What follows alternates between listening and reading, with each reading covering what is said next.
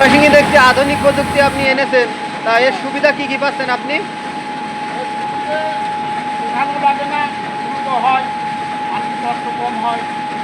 আপনি শুনছি যে আপনার আশেপাশের 5-6 গ্রামের মানুষ আপনার এখানে ধান ভানতে নিয়ে আসে, সেটা কি সত্যি? হ্যাঁ, একটু আসে, সবাই মিলে পাই, তাই আসে। কয়টা গ্রামের মানুষ আছে? 4-5টা। একটু নাম যদি বলতেন, কোন কোন গ্রামের মানুষ আছে? গাছিপাড়া, গাতিপাড়া, এলপোনা কিছু আছে, লালকুনা, কিশোরপুর কিছু আছে, দৈনখাজুর আছে, ওদিকে ঢাকাপাড়া থেকেও আছে, এদিকে ইসলামপুর আছে, তারপরে কাঠঠাকা আছে, বাড়িপুরা থেকেও আছে, এদিকে বলদা আছে, ফুলকলা আছে।